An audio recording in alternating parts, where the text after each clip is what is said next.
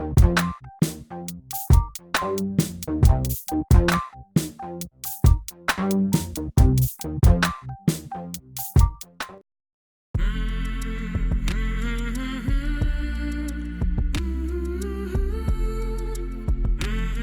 everyone, thanks for dropping by my channel. I have a couple things to share today. I really hope that I can help someone, even if it's just knowing that someone out here knows what you're going through, because I really honestly do know. I've only been clean for, it'll be 3 months on the 29th of this month. My drug of choice was heroin. My husband and I went to detox on June 29th. I know what I have to say a lot of people aren't going to be a huge fan of, and that's fine. We're all entitled to our opinions, to think what we want. But please just keep an open mind and hear me out. If you don't agree, that's completely fine. But I just want to share some thoughts I have on addiction. Also, my hair's a mess. I'm talking to you today with 4 staples in my head. Some people I know were doing things they shouldn't have been doing. They started fighting. Methamphetamines are horrible. They change the way you think. They change your emotional state. It's bad. I'm not saying any drug is good at all by any means. But a couple was fighting. I became collateral damage in that fight. The boyfriend got angry, started throwing things. He threw something toward the wall, it hit me and busted my head open.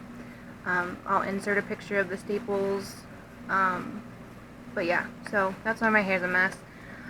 It's kind of hard to brush your hair with staples. The doctor told me to be very careful. So yeah, there's that. So please subscribe before you leave, ring the bell, and just keep an open mind.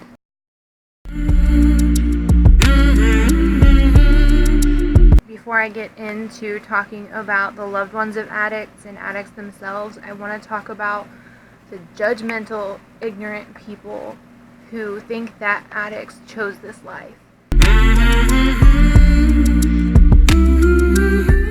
Yes, they chose to start doing drugs, knowing what it could turn out as. But everyone has that mentality of it won't happen to me. I'm stronger than that. I can control it.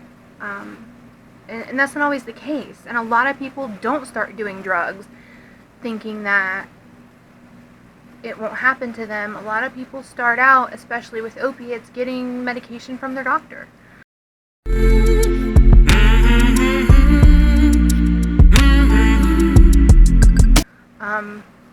And either abusing that or taking it for longer than they expected. And when you stop, you get sick. And that sickness is horrible, and you'll do anything to just make that sickness go away. And like, my addiction started out with pain pills. I had back surgery in my early 20s.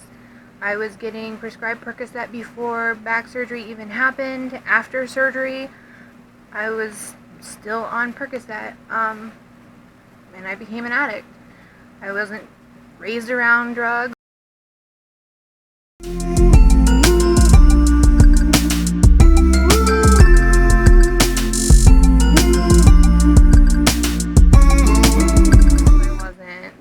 My dad was an alcoholic, but nobody in my family did drugs. It was very taboo in my family. You didn't do drugs. You weren't, I was expected to go to college and have a professional job. I did go to college before I even touched drugs, but, I don't know. It's just, it happens to people, and I think a lot of people don't realize that. Addiction does not care who you are. It doesn't care what your name is, how much money your family has, what your occupation is. It does not care. It can happen to anybody. Anybody. It does not matter. Addiction doesn't discriminate. It doesn't. Black, white, Asian, does not matter. Anybody can become an addict. And I think a lot of people need to realize that. I know there's a big debate about disease versus choices. And me personally, I don't think addiction in and of itself is a disease. I don't think a lot of people understand that like cancer. I'm not comparing addiction to cancer. I'm comparing the process. You're not born with cancer, just like you're not born an addict.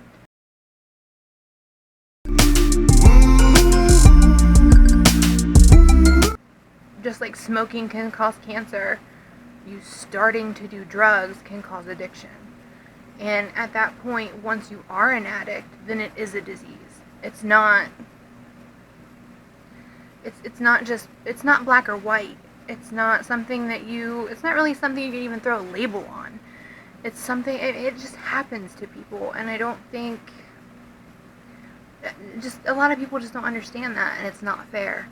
It's not fair to judge every addict by the worst that you see, because we're not all like that. We're not all ready to snatch a purse. We're not all ready to beat an old lady for her cash. If you're a crappy person before you start doing drugs, you're going to be an even crappier person. If you're not a crappy person before you do drugs, you're going to be a little more of a crappy person than you were before you started. But not everyone goes to that extreme. So that's what I have to say. Please just don't judge addicts so harshly. They're not a blight on society. We're people. We're people just like you're a person. We just have different circumstances.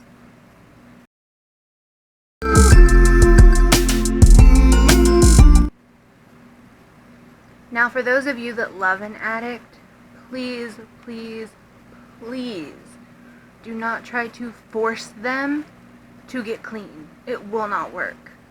I understand that it's hard and that you can't have them in your life when they're using, and they're not going to understand. They're not. If you try to tell them that you can't see them right now because you can't be around them when they're using, you can't give them money, they're going to get mad about it. And it's going to be rough, but that's your best option, is to love them from a distance. And do not give them money. If they're hungry, feed them. If you can afford it and they need a place to stay, pay for them a place to stay for a couple nights or something. Find resources, find shelters for them. Do what you can, but it's hard for me to say because I know what it's like. And if they're sick, if someone's sick, I'm likely to give them money. Because I know how that is and they just want it to stop. But at the same time, you're enabling them. You are, and everyone's going to tell you that. But personally, I would rather see someone who's that sick and refuses to get help be okay for a few minutes, because you understand that it's only going to help for a little while when you're an addict, but in your mind, you just need to get that buzz, you need to feel better so that you can try to get money.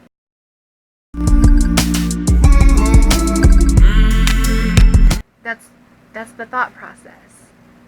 It is, and it sucks, but that's what it is. And you don't care who you hurt.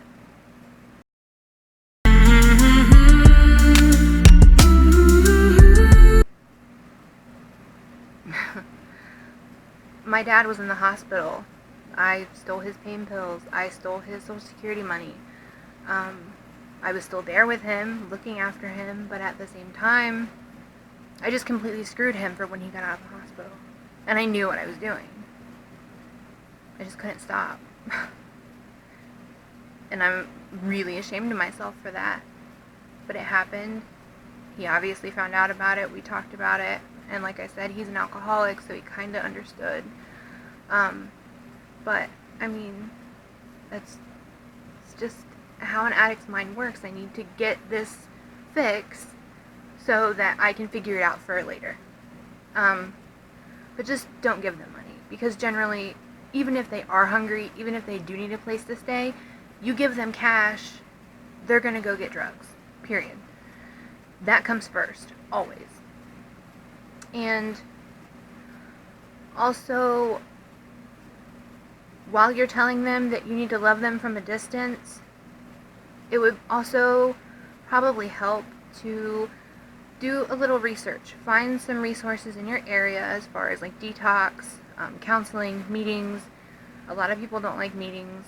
It's kind of an optional thing, but doctors, like medically assisted recovery, which is what I do. I'm on Suboxone to block opiates. Excuse me.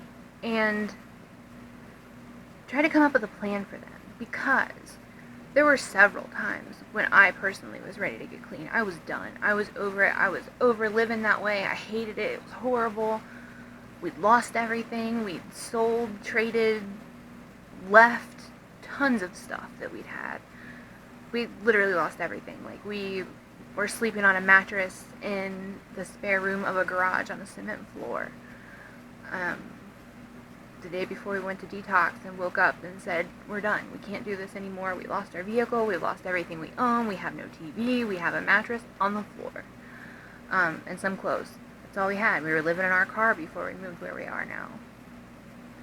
And thank God for the people that live here. They've been super helpful. They're the ones that kind of motivated us to get clean. And we'd been clean several times before, but we always got bored, or we always ended up saying screw it and getting high. Always. This is the first time where we've actually been happy and taken it seriously and really tried.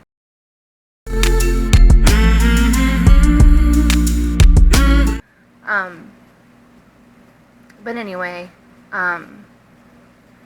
it's frustrating when you're ready and you make phone calls, you get turned away, there's no open beds, and eventually after like the third or fourth call, because you're not really that committed, like you're ready, but you're not willing to put forth that much effort in order to get clean. Everybody wants you to get clean, and that's what runs through your mind.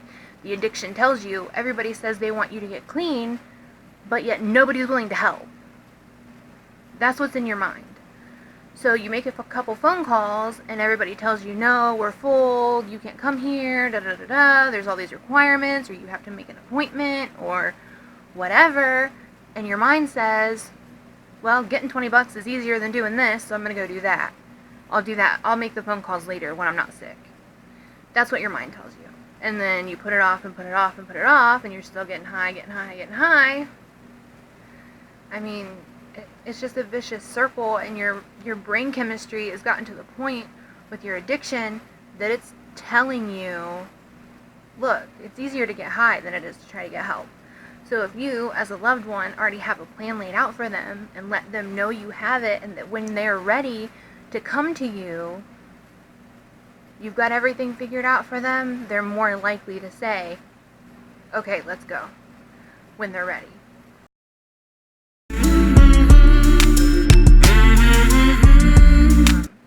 Trying to force an addict to get clean or get into rehab or whatever, they may do it, but they're going to be resentful about it. They're really not into it. They don't want to do it. They're doing it to make you happy. And a lot of times it's to make you happy so that you'll think they're clean and give them money so they can go get high. It's just, it's always about that. It's always going to circle back to that until they're ready. When they're ready, I was so ready this time. So ready. I was so over it in so many ways.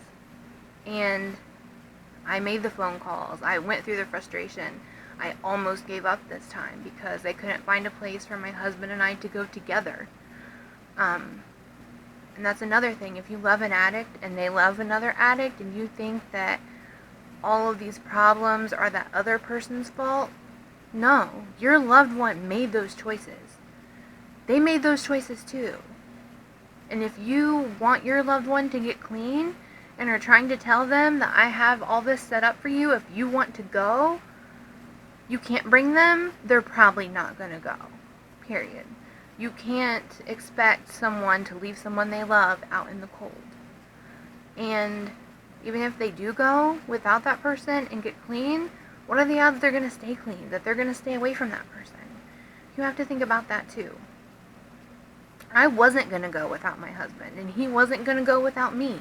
But it made absolutely no sense for one of us to go get clean, while the other one's out here still trying to get high, still trying to figure out stuff, may likely catch a case, trying to get money to get high while the other one's getting clean. So when the other one gets out, either the other one's in jail or has OD'd or is gone because they got sick and found somewhere else to go. That's what happens. I mean, it's all about not being sick at the end. When you're ready to get clean, you're not even getting high anymore. You're not. You're just trying to stay okay, to stay well. So, and even if the addict you love has a job, let them know. Like, look, a lot of places, if you admit you have a problem before they catch you testing dirty or whatever, they're a little bit more lenient about it. They're willing to let you take a few days off to go get help or whatever. So, I mean, look at that too. And that's really the best advice I can give, is to try to lay out a plan for the person you love who's an addict. Have that plan ready, let them know you have it ready, and tell them that when they're ready, we can follow this plan and try to get you help. I know it's hard. I know it's hard not to try to force them, but you'll have better success if you do it when they're ready. And hopefully it's before the court forces them.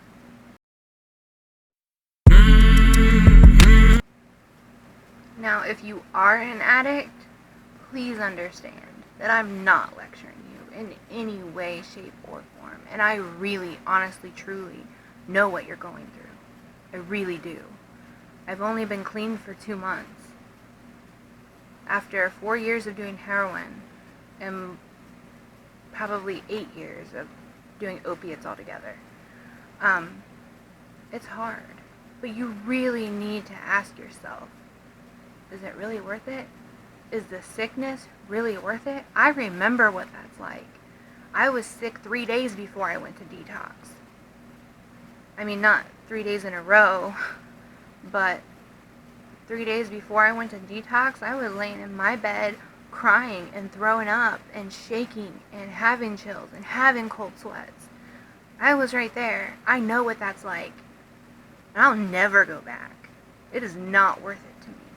That sickness, I am done feeling like a walking corpse. I am so over it. And you need to ask yourself that too. Like, are you even getting a buzz anymore? Or are you just trying not to be sick? If you're just trying not to be sick, you need to find help. Because eventually what you're going to do is you're going to end up giving yourself too big of a shot, or doing too big of a line, or whatever, just to try to get high, and you're going to OD. It's going to happen. I've OD'd 4 times. 4 times. Woke up in the hospital 3 of those 4 times after being Narcan. The 3rd time they told me they had to give me 4 doses of Narcan before I woke up.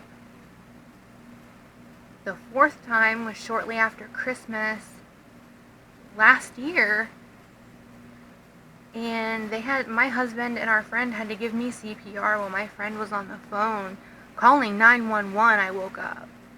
So I know what you're going through, and I never wanted to get clean, ever. I was totally okay. I loved it. I didn't care. And that's even after every OD. I did not care. It did not scare me. I was not worried.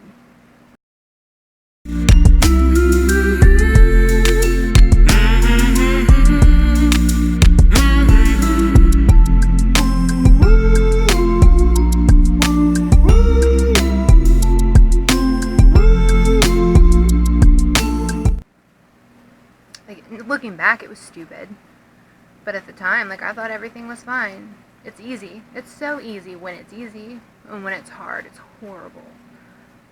But when it's hard, you think about how easy it was and how easy it could be again. But is it really worth catching another case? I have a felony trafficking charge on my on my rap sheet, whatever. I have a petty theft. My husband's got 2 petty thefts.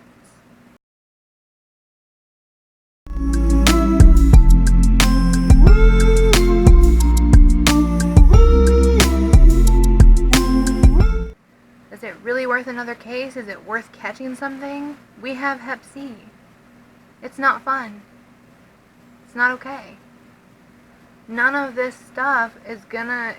You can't have a life and live that way. We lost everything. Everything. We've been clean 3 months, and it hasn't been an easy 3 months. It'll be 3 months on the 29th. It has not been easy at all by any stretch of the imagination. When we went to detox, we had no insurance at all.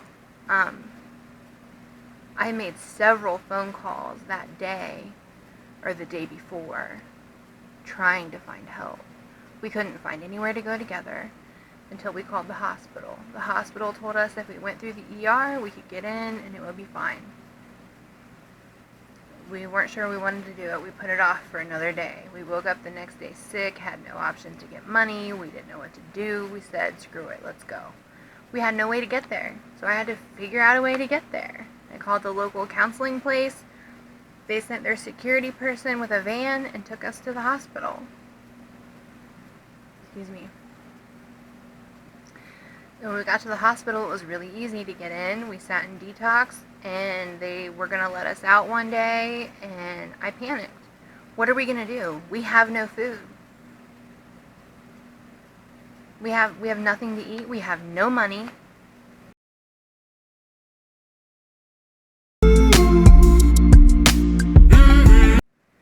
And our big reason for not going to detox for a long time was my husband was working, finally. What are we going to do about his job? They're going to fire him. He let his boss know and was honest with his boss that we were heroin addicts and we needed to get clean, and his boss said, you're welcome to come back whenever. Take care of yourself. So we went to detox. They let us stay for an extra day so that we could get out closer to when he got paid. They gave us a $25 food voucher. He got paid the next day after we got out. The day we got out, before we even left the hospital, three different drug dealers hit me up to try to sell us drugs. 3. I had not heard from them that whole time. And the day we got out, they didn't know where we were. We had our phones the whole time. I didn't hear from them, and they got a hold of us the day we got out. And I told them, no, we're good. We're getting out of detox today.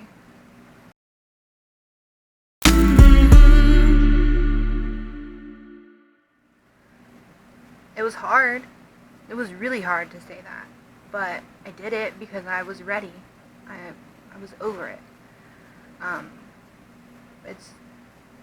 You have to just really sit and question, like, am I enjoying this anymore? Is it even fun anymore? Like, well, fun. And for us, it was just time. We were over it. It just was not worth it anymore. So, and also, like, don't think that your family doesn't care just because they won't give you money. And I know it's hard to wrap your brain around that when you're so sick. Like the restlessness, the chills, the cold sweats, the being super hot, and not being able to breathe. You feel like you're dying. You really do, and I understand that, and it's hard to understand why family members, you try to tell yourself, they don't know what I'm going through. They just don't care. But that's not true. They do care. They just want to see you do better. And eventually you're going to want to see yourself do better. It wasn't easy to get clean. It hasn't been easy to stay clean by any means. It hasn't been easy to get my life back, to get our life back. Our marriage was broken. We loved getting high more than we loved each other. But everything's back on track now. Like, our relationship's better, our friendships are better, our life is better. It takes work. It takes a lot of work. But the work is worth it. Putting the effort toward fixing things instead of making them worse is so much better. Now, I think a lot of this is stemmed from what we're taught in school. When we're taught about drugs in school, we're taught that drugs are bad. All drugs not prescribed by the doctor are bad. They will kill you the first time you use them. They're horrible. Everything they teach you in school is exaggerated about drugs. They need to tell people the real story. That it does not matter who you are.